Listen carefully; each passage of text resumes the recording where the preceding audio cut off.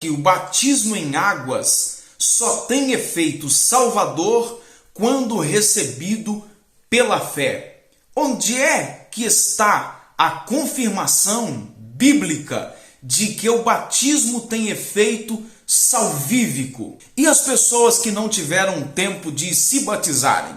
Faltou aí a turma que faz a correção. Dá uma olhada nesse assunto aí, porque isso não é verdade. Para ser salvo, basta aceitar Jesus como único e suficiente Salvador.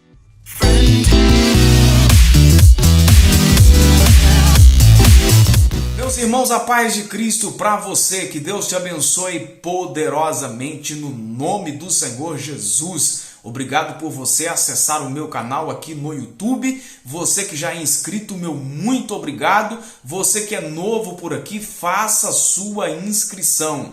Deus abençoe você onde quer que você esteja acessando esse vídeo. Nós estamos aqui para apresentar o conteúdo da lição de Escola Bíblica Dominical, pontuando o que eu achei interessante, mais relevante no conteúdo da lição de Escola Bíblica Dominical. O textuário da lição é Carta de Paulo aos Efésios, capítulo 4 e o versículo 13. Vamos ver o que o texto da Palavra de Deus está nos dizendo. Até que todos cheguemos à unidade da fé e ao conhecimento do Filho de Deus, o varão perfeito, à medida da estatura completa de Cristo. Será mesmo possível alcançarmos a perfeição nesta vida?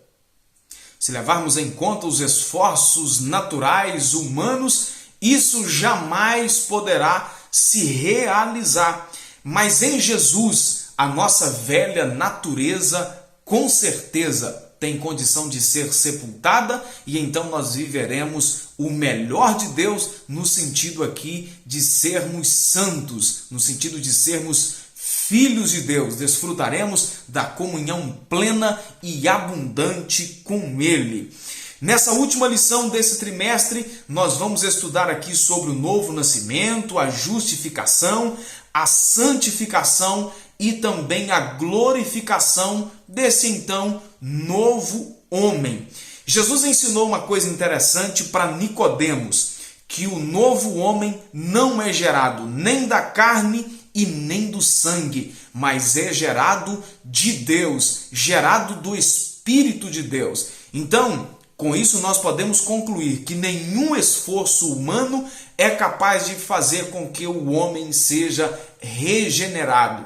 Nenhum esforço humano é capaz de gerar o novo nascimento no homem, apenas uma ação do Espírito Santo. O apóstolo João confirma isso dizendo que o novo homem em Cristo é, antes de tudo, uma criação espiritual. Olha que coisa interessante. João capítulo 1, versículos 12 e 13. Então, ou seja, a atuação do Espírito Santo no interior do homem é um milagre. É o milagre mais expressivo que pode acontecer na vida humana, que é o milagre da salvação. É o nascer de novo. Isso aqui é o maior milagre que pode acontecer na vida do ser humano.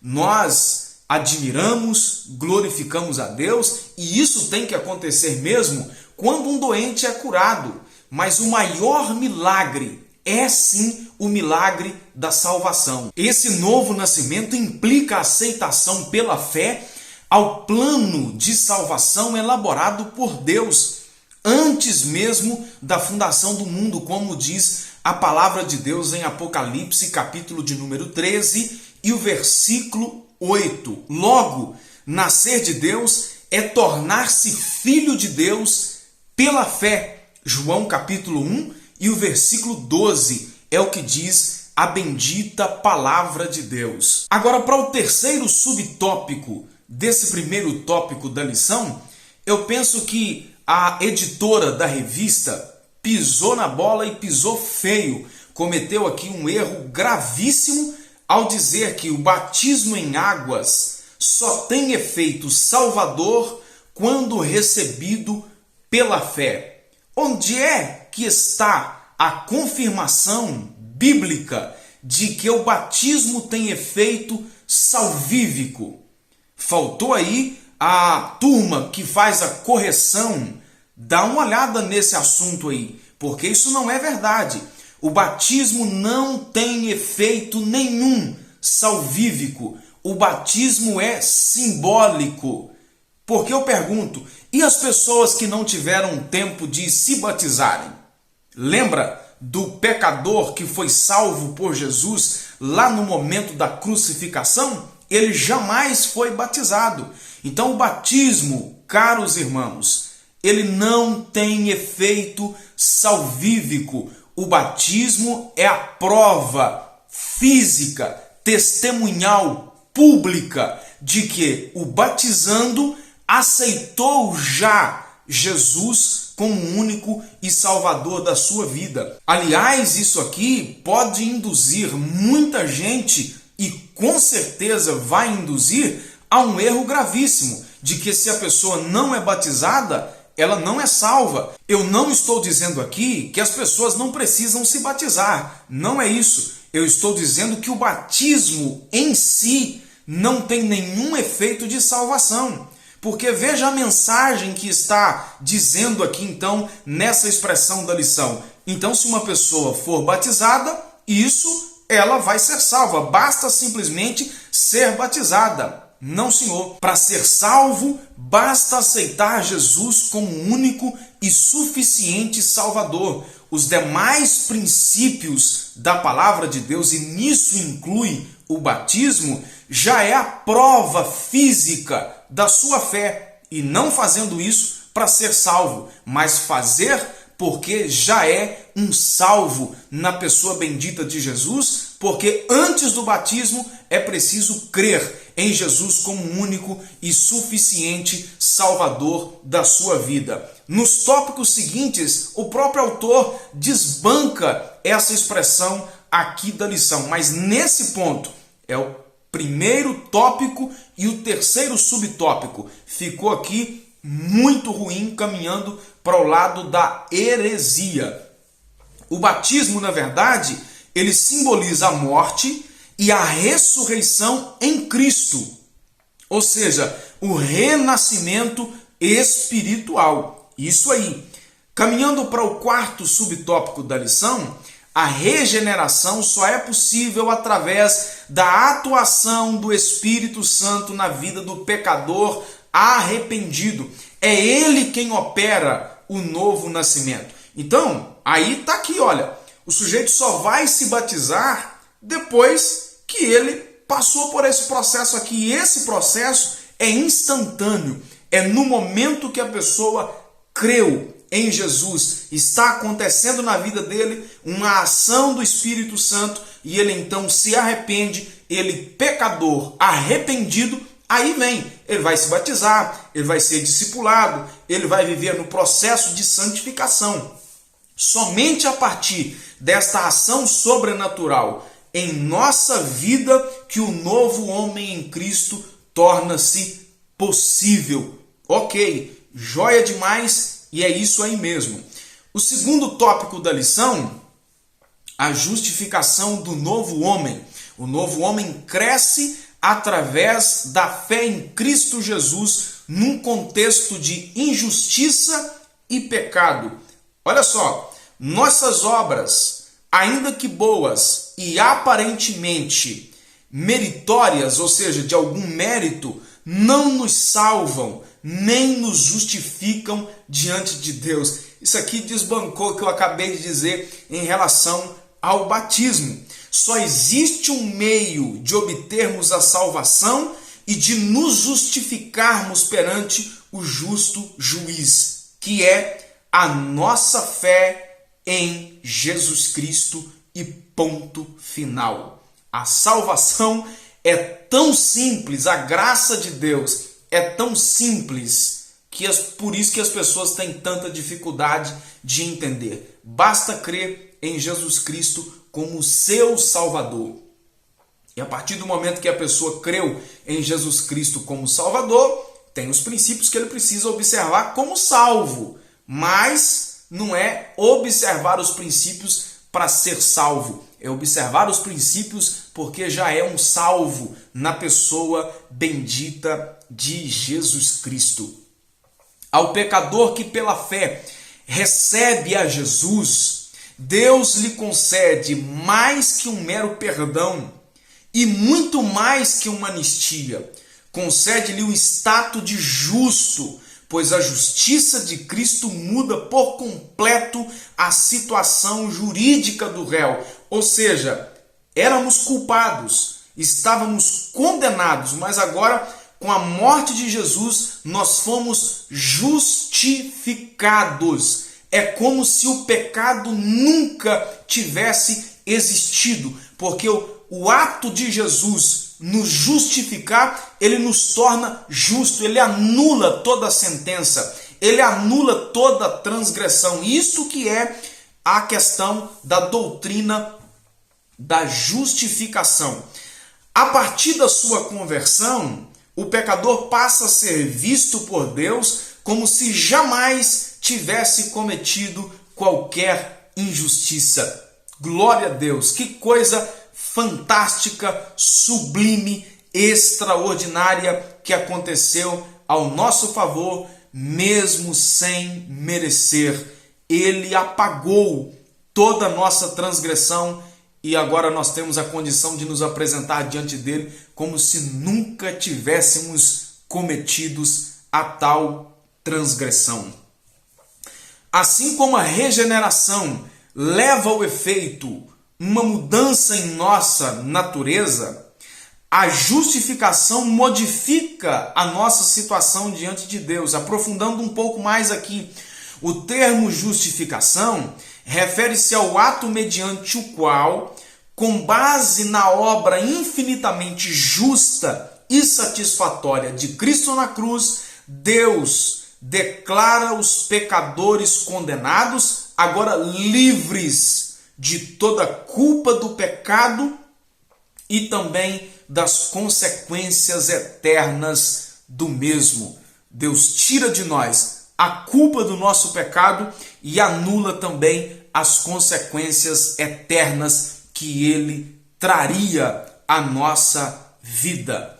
Ao contrário da regeneração, que é um ato instantâneo, a santificação, por sua vez, é um processo que demanda toda a nossa vida. No exato instante da conversão, o pecador arrependido passa a ser visto não apenas como justo, mas também como um santo. Preste atenção nisso. Na santificação do homem, a palavra de Deus é imprescindível. O que é a santificação? Aqui, numa visão bem simples, panorâmica, isso realmente é assunto da escola bíblica dominical. Ser santo é ser separado. Estar em santificação é caminhar nesse processo de cada dia, como Paulo diz, deixar as coisas do mundo e viver para Deus, ou seja, morrer cada dia para o pecado e nascer para o Senhor. É abandonar as velhas práticas para viver o novo de Deus. E nesse processo, a palavra de Deus é indispensável. O salmista no Salmo 119 faz uma pergunta: como purificará o jovem o seu caminho? E aí ele mesmo dá a resposta: observando-o conforme a palavra de Deus. A palavra de Deus é essencial no processo de santificação. Vamos nos santificando à medida que nos aproximamos de Deus. Nos aproximamos de Deus à medida que conhecemos mais a Ele. E a palavra de Deus é a principal ferramenta para conhecermos a Deus. Conhecemos a Deus através das nossas experiências cristãs diárias, do nosso relacionamento de oração. Conhecemos a Deus através das experiências uns dos outros. Você tem uma experiência com Deus que talvez eu não tenha, e com isso, você compartilhando a sua experiência comigo, eu tenho condição de conhecer um pouco mais de Deus. Mas a principal ferramenta para eu conhecer a Deus não são as nossas experiências pessoais. A principal ferramenta para conhecermos a Deus é a sua palavra. É nela que ele se revela. É na sua palavra que ele manifesta os seus desejos, os seus princípios. É na sua palavra que temos condição de nos aprofundarmos mais na graça e também no conhecimento. Então, estamos no processo de santificação, não devemos abrir mão da sua palavra. Quanto mais nos santificamos, mais parecidos nos tornamos com o Senhor Jesus. Somos os seus imitadores. 1 Coríntios 11:1, aquele texto da carta de Paulo, que ele aconselha a igreja de Corinto a imitar a ele. Sejam meus imitadores como eu sou de Cristo. Logo devemos ver a santificação como a vontade suprema de Deus para a nossa vida. Mas se pecarmos, o sangue de Jesus Cristo nos purifica de toda a injustiça ou de toda impureza, tá certo? Que Deus em Cristo possa de fato nos ajudar, nos abençoar para que consigamos viver uma vida santa. Que Deus em Cristo possa alcançar outras pessoas para que essas também sejam justificadas e regeneradas. Então, querido, guarde isso aqui. Regeneração e santificação é um ato instantâneo. A partir do momento que o pecador se arrependeu dos seus pecados, imediatamente, instantaneamente, se arrependeu, ele é justificado e ele é regenerado. A santificação é um processo a partir daí. E isso nós fazemos todos os dias. Precisamos fazer todos os dias até que Jesus Cristo volte. E aí sim nós estaremos livres de toda a natureza pecaminosa. Eu encerro com o texto de João, capítulo 3 e o versículo 2, na sua primeira carta. Amados, agora somos filhos de Deus e ainda não é manifesto o que havemos de ser. Mas sabemos que quando ele se manifestar, seremos semelhantes a ele, porque assim como o veremos. Aí sim nós alcançaremos a estatura de varão perfeito. Que Deus em Cristo te abençoe abundantemente. Obrigado a você que acompanhou o vídeo até esse momento. Fique na graça e na paz. E tá vindo aí novo trimestre. Deus te abençoe. Fique na paz de Cristo e até o nosso próximo vídeo.